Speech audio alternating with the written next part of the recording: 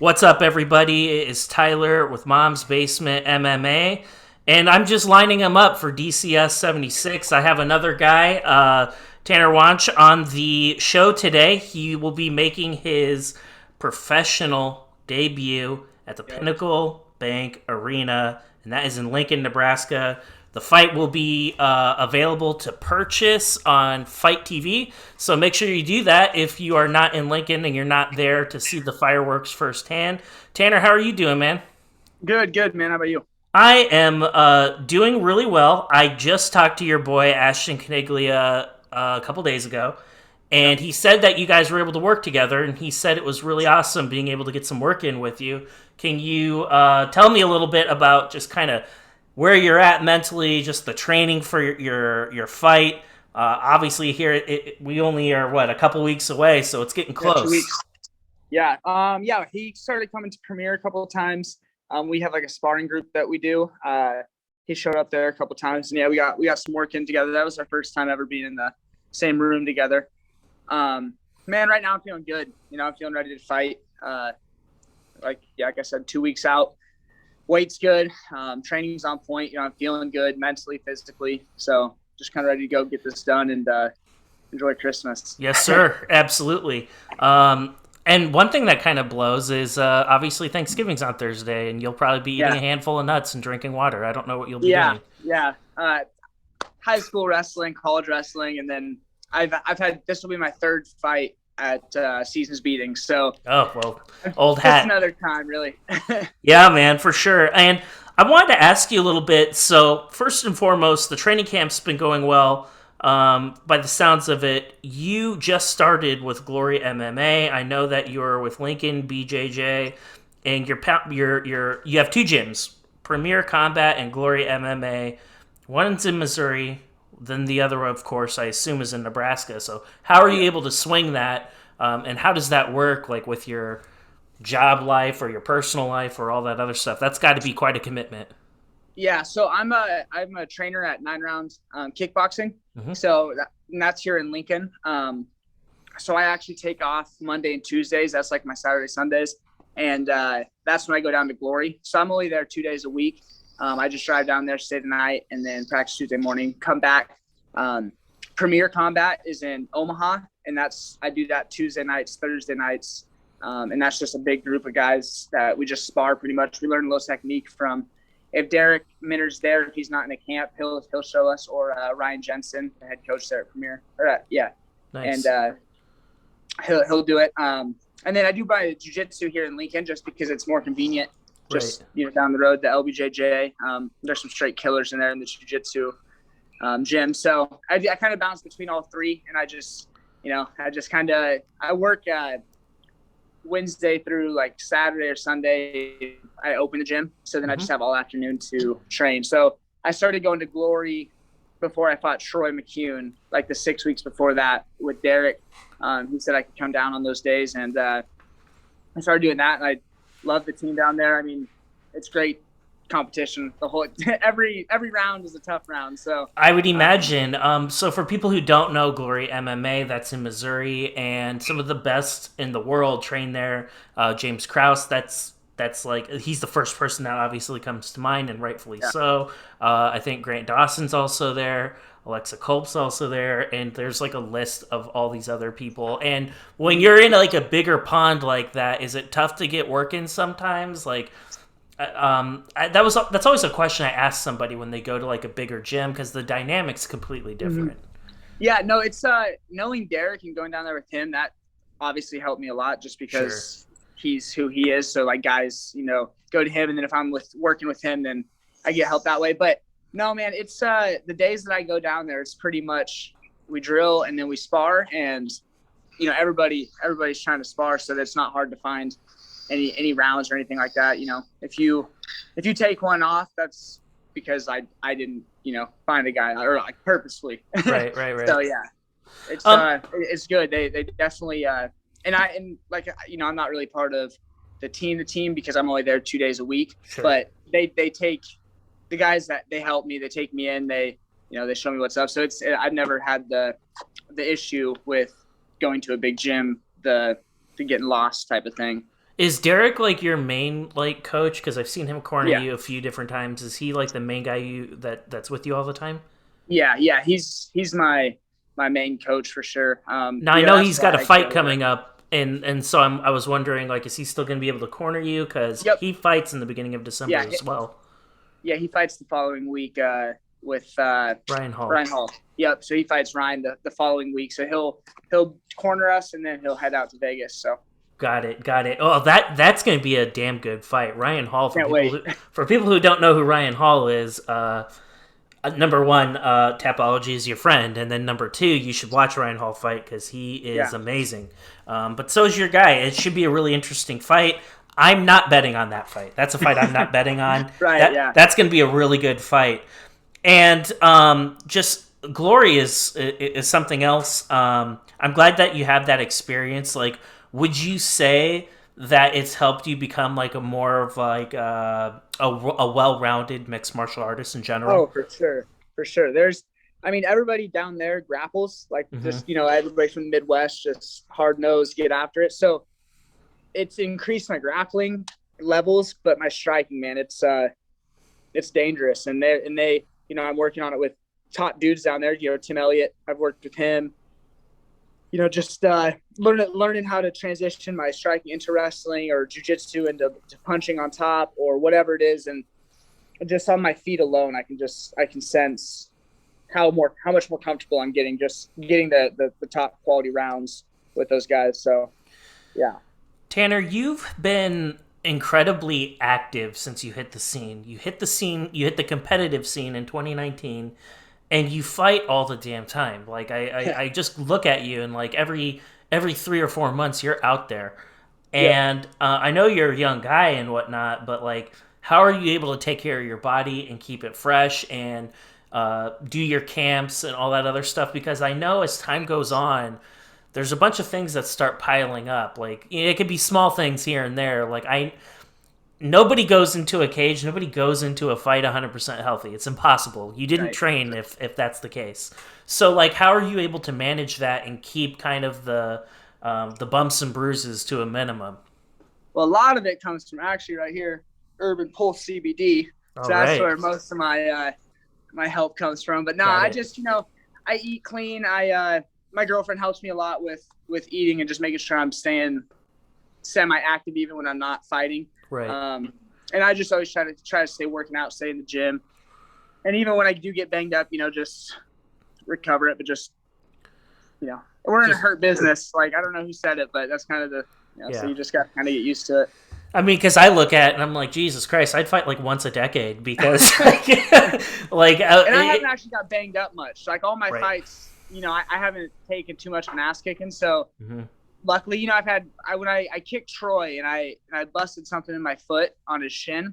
Other than that, I've never really been hurt, bad. Right, So, right. Nothing that requires an extensive amount of rehab or right, anything, and right. I think that's important. I think that's incredibly awesome, especially as an ammy, because you hate to see an ammy get like seriously screwed up. Right.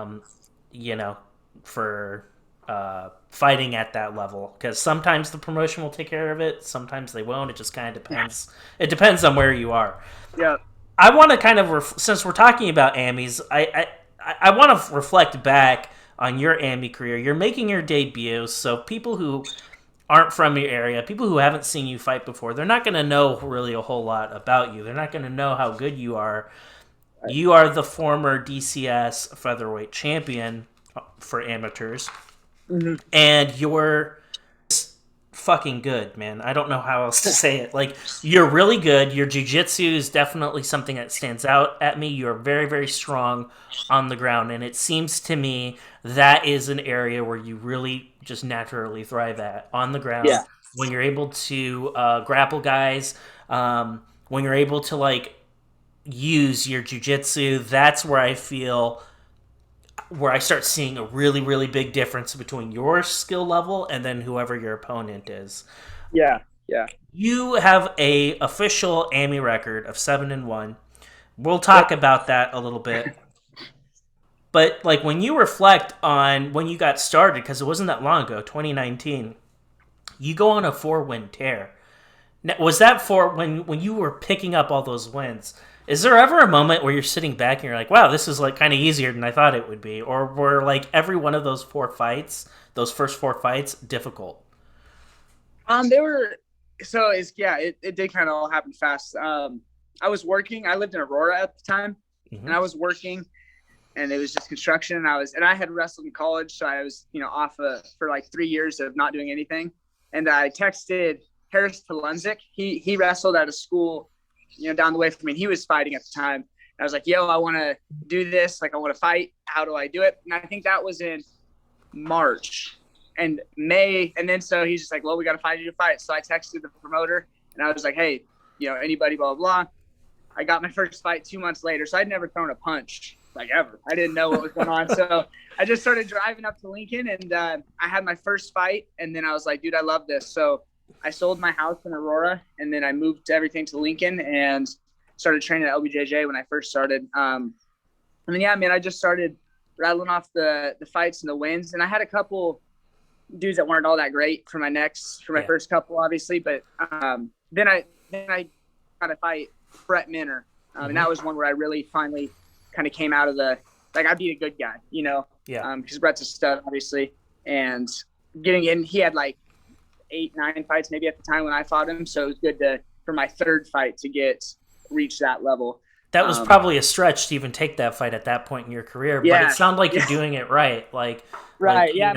My coaches and stuff, because I always, talk shit, said I want the belt, blah, blah, I want to be the guy. And they said, "Well, you got to fight, guys." So then I just started talking shit to Brett so then we could get a fight going, and we did. So. Well, and good for you for taking those fights because, Tanner, when I look at your fight history, you have fought some tough guys. Like, I like how you're able to like put those opponents together in the order that you did. I'm sure that's more of a testament to your coaches than you, so I'm probably giving you too much credit than what you deserve. But I like to see that the game gets progressively harder every single time you go out. Yeah. Like, they're finding hard, difficult opponents for you to fight. So when you do go pro, you'll have seen so much, like, you're going to be like, "Okay, I've been here before. I've been through this kind of adversity before. I'm not seeing anything I haven't already seen before." Is that kind of more or less the strategy that you and your coaches had, like, when you look back on your AMY career in general? Yeah. A couple of them were just, whatever fights, just to get a guy. A body. But then when I fought Sam Kilmer, that was one where Derek and I had texted because they offered me 2 different fights. One guy was like 3-3 or something, and there was Sam. And I texted Derek. I said, "Hey, I want the Sam fight." And I sent him the names. He said, "The Sam that's gonna be a pro level fight." And I said, "Well, let's roll on that. Let's do it as an amateur just to see where we're at." And I was happy to get that because he's obviously a top dog. I think he's 4-0 already as a pro, so like he's doing the damn thing. But so I definitely wanted to get tough competition out of the way just because now it doesn't. I'm 0-0 again, So right. None of it matters now. It's kind of weird. It's kind of weird. Matters. It's like you graduate high school, like you'd be like valedictorian of like your high school class, and then you go to college, and people are like, "Your GPA is like 0.0, dude. Like you've done nothing." Right. Like it's just weird how it's like a hard reset. And I kind of want to go back a fight. I have to go back a fight. I have to. You know exactly what I'm going to talk about. Yeah.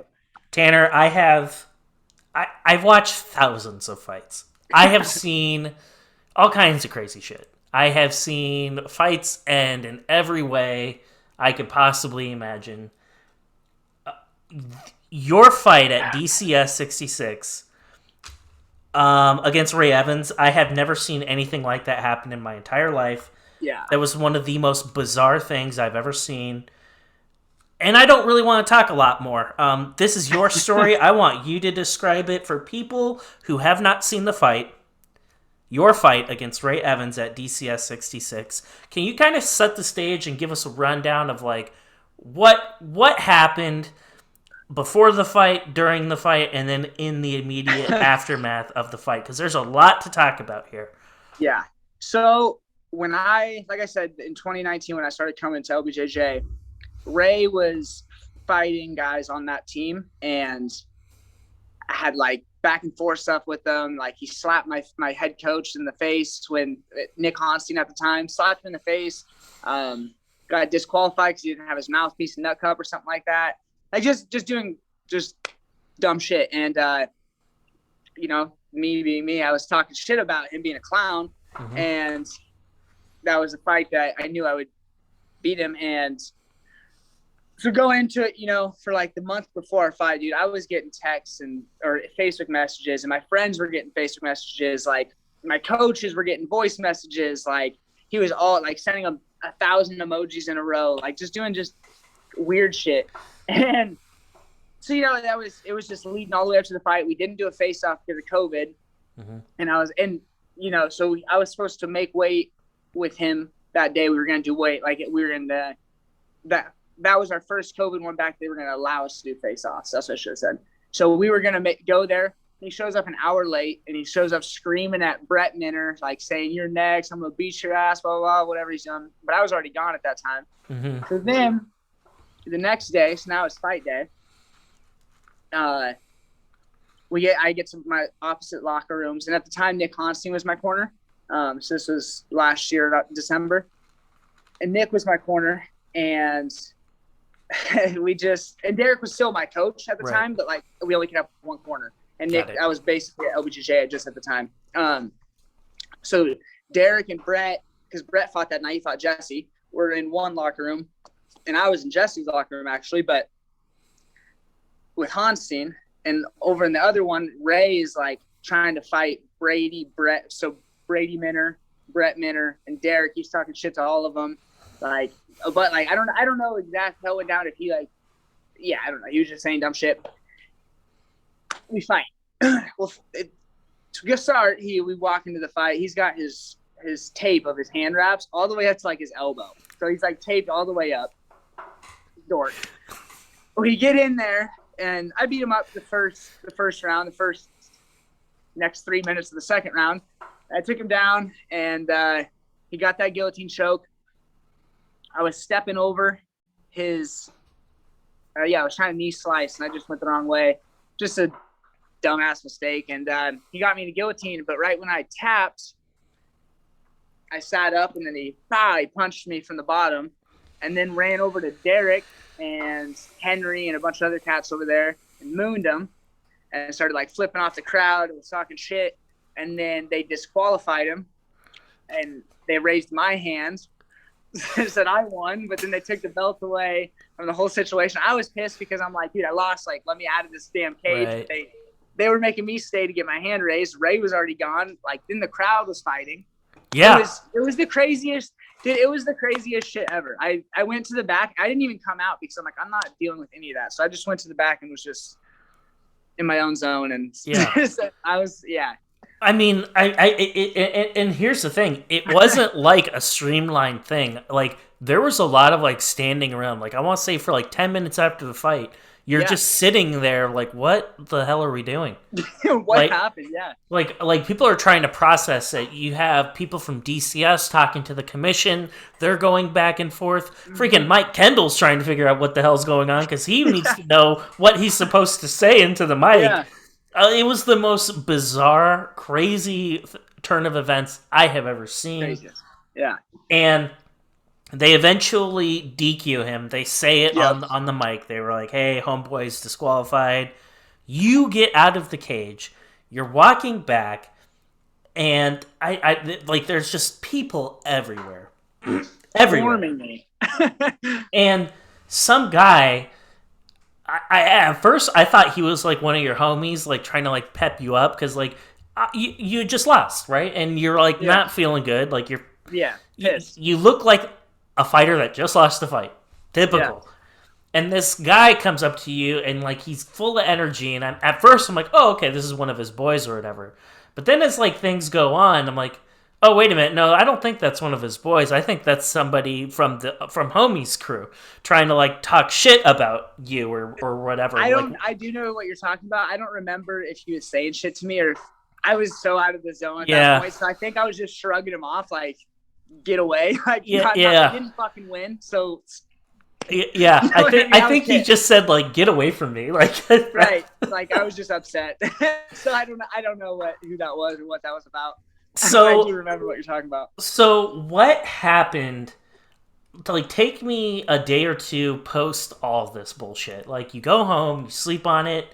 Do people from like not the commission? Do people from DCS call you up? Like, are you talking with the promotion at all? Like, No, I'm or getting are you just messages kind of from moving Ray. on? No, I'm getting messages from Ray with him laying shirtless in his bed with the belt. That's what happens. Dude, that's what I'm saying. Wild, right? So he's just so Ray it continues to talk shit to you. Oh, didn't stop. Yeah, so nothing. No, the commission didn't talk to me. I think my coach might have talked to him. Nick did, or Henry, because Henry trains at LBJJ too, and he's big and he's like, helps with DC. So I think maybe Henry said something. I don't really remember.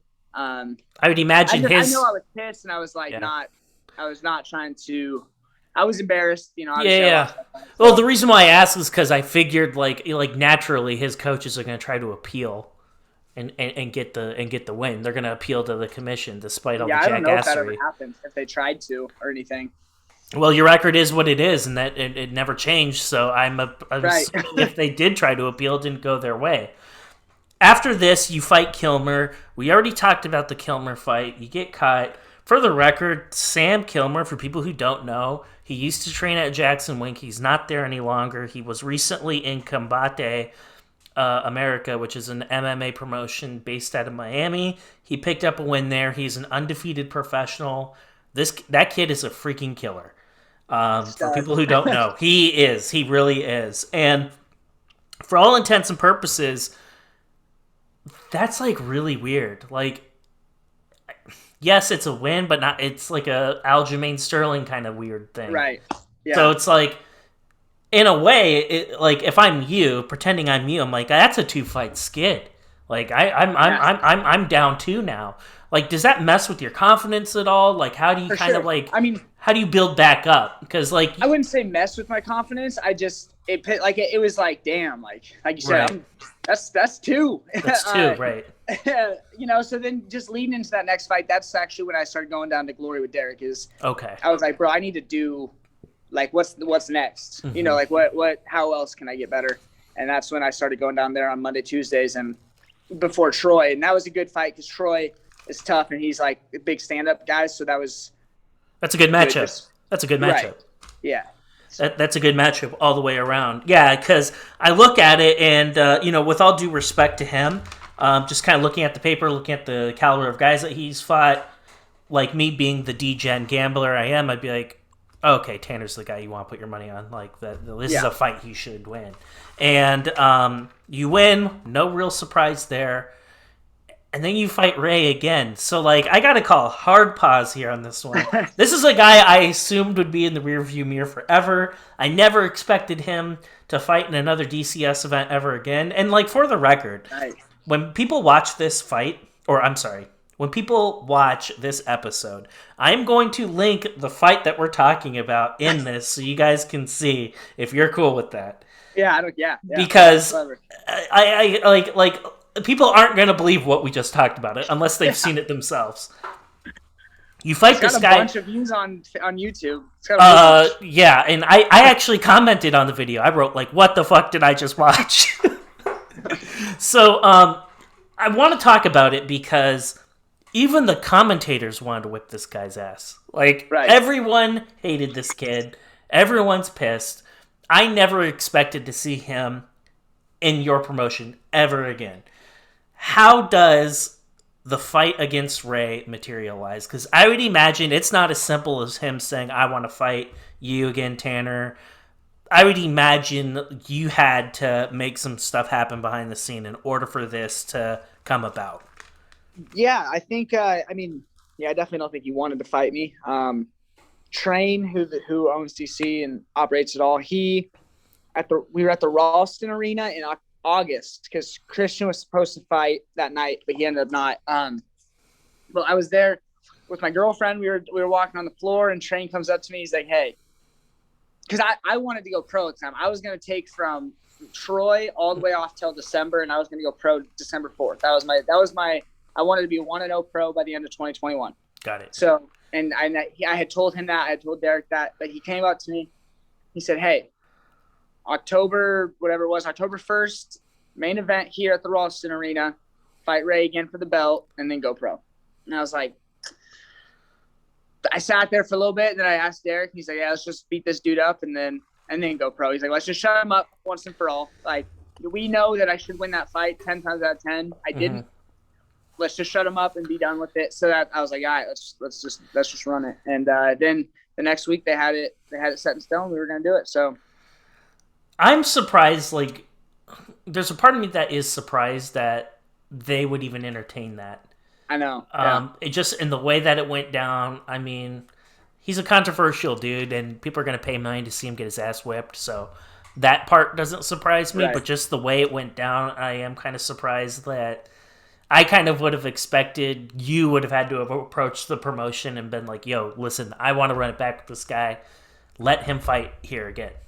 Yeah, no, they kind of came to me about the whole thing. So I think they just wanted, man, everybody wanted me to shut that dude up. I was all of the, there was the guys behind the scenes. There was everybody there that was, yeah, everybody wanted. I think so. That's probably why they approached me. And I know they did with Brett too. They asked Brett to fight him. If I was going to say no, Brett was going to fight him for that belt. And Brett had already beat him once. So, right. Either way, I think they just wanted somebody to shut this dude up because probably give him an excuse to drop. An excuse to drop him. Yeah, exactly. Probably. Yeah. So you run it back with him. You win a unanimous decision against him.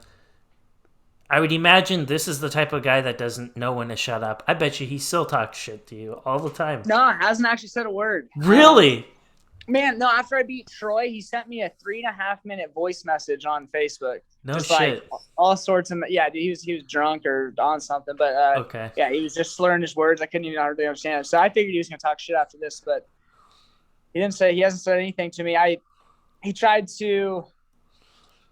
He didn't even say anything that night afterwards. So really, yeah, nothing, huh? He went and got beat he went up and fought in like Illinois and got beat as a pro already. So, well, then maybe he's maybe that's all for Ray. Yeah. Oh well, who cares? Yeah. Let's talk about. We got to talk about your pro debut. Going into it, you're fighting Jesse James Lee, or it's either Jesse Lee but I prefer Jesse James Lee because let's go with the cowboy theme. This is a guy that you already know a little bit about. He has a 3-2 record. Nothing real special. I must confess, I don't know a whole lot about him.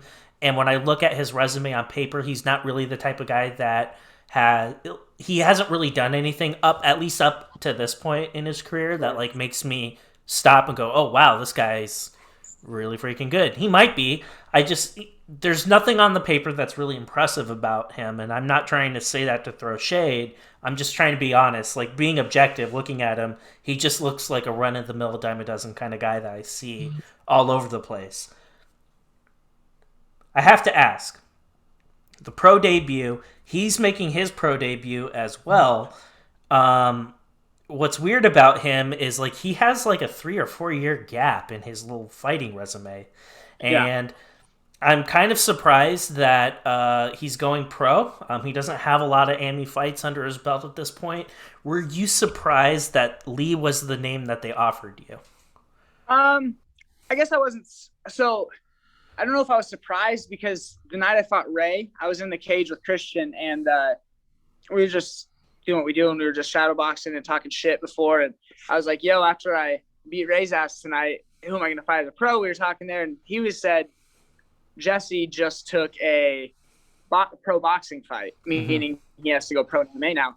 And I was like, well, shit, I'll fight Jesse then. Just like, and then we dropped it. So I don't know. It just kind of, we talked it into existence maybe. I don't know. But he had took that pro boxing fight. So I think this is probably his best bet for a pro debut. Maybe. I don't know. I don't know why he took it, but I'm going to beat him up in 2 weeks and then move on with it. One thing that's really interesting is for 45, you guys are both freaking huge. Yeah. It's rare that you're fighting a guy who's taller than you, and he's got like an inch on you, which is weird. Like, you're supposed to be the tall guy. So the height and the reach is probably negligible on all accounts. What is it about Lee that makes him dangerous? His striking's good. I think he's like a Bang Muay Thai like affiliate coach or something like that. So, Okay. His striking slick, I suppose. He likes to fight, but I'm gonna. Is it safe to everywhere. assume that his game plan is probably going to be, I want to try to clinch this guy up against the cage, mash him up with my knees pretty good, and then go from there? Like, is that kind of what you're anticipating his game plan to be? I mean, I suppose I figured he'd try and keep distance because if I touch his legs, he's getting taken down. So, Right. I don't know. I guess I don't know. When he fought Brett, who Brett fights a lot like me, we have the same type of style. So I watched that fight a lot. When he fought him, he stayed on the outside quite a bit and tried to. I guess Brett took him down right away. But so who knows? I guess maybe he's going to try and box me. Open and We'll ready see. forever. We'll see. Yeah. When you go into it, like, you're making your professional debut. You're fighting not in like a rinky-dink bar or any other place. Like, you're fighting in an arena. There's going to be a ton of people there. This is a big card. Are there extra nerves going into this fight because it's your professional debut, or is this kind of just another fight to you? I don't have as many nerves about the professional debut as I thought I would, at least. I've had 3 fights at Pinnacle, four fights at Pinnacle, and I'm 4-0 there. So, and I'm from Lincoln. I have a huge crowd that always comes out to support me. So, I love the hype. I love the amount of people. I love the energy. So I'm not really nervous about the pro debut aspect of it. Just gonna get in there and do what I do. And you gotta say hi to Mike for me, because I'm assuming Mike will be there. At least I hope he is. Mike Kendall. Kendall? Yeah. Oh yeah. I'm sure he'll be there. Yeah. I hope so. Because I want to say, like, there's an LFA fight like on Friday, and then you guys are on Saturday. Does he go back to back like that? I mean, I could see him doing it. I don't know who else is going to come. So yeah, I mean, it better be Mike. What a freaking beast, man! I love Mike. I just need to freaking draw my hand and get a hand tattoo. I don't know. Then I'll be cool. I wanted to give you the opportunity before I let you go, Tanner. I know it takes an army. I know that you have a lot of people behind you. I know you have a lot of sponsors. So I wanted to give you an opportunity to shout out any of your sponsors or anyone in your army that you need to shout out. Yeah. So actually, here, hold on. I have a T-shirt right here, so I don't forget any. But yeah, so I got my, obviously shout out to my coaches at Premier, the guys at Glory, LBJJ. And then I got a personal strength and conditioning coach out of Nick Reimers at Reimers Performance. So big shout out to him. I never lifted until here recently, so it's improved my game like tremendously. Dak at Capital City Tattoo, he inks me up. JC Todd at Urban Pulse, with all my CBD needs. Burnbox Media, my photographers, Savage Ruthless, and Van Dorn Nutrition. Corey just hooks me up with all my nutrition needs, my clothing. Savage Ruthless is a super dope brand. 9 Rounds, where I work. Those dudes are awesome. My boss there is so sweet. I can just come in, work out on the bags all day long. Jones Dental Clinic out of Aurora, Nebraska. Tim Jones has been helping me since day one. Aren't Trucking. And let's see.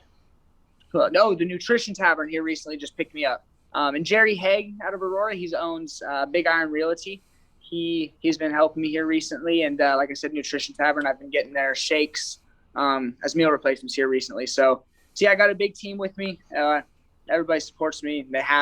They've stuck with me, and they're going to do big things. So yes, sir. And so I got to ask, right? This might be a douchebag Joe Rogan question or a Daniel Cormier question, but I got to ask, how do you see this fight going down against Jesse? Like, obviously, you know you're going to win, but how do you think you're going to win?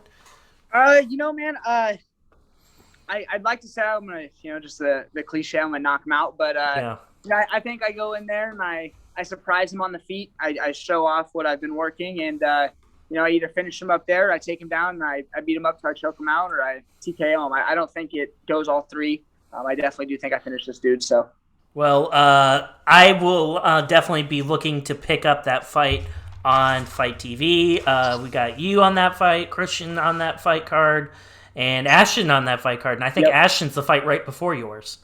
Yeah, so I'm not sure the fight order, but yeah, it'll be close. So I'm definitely looking forward to that. Tanner, thank you so much for your time. I really appreciate it, and I hope we can do it again soon.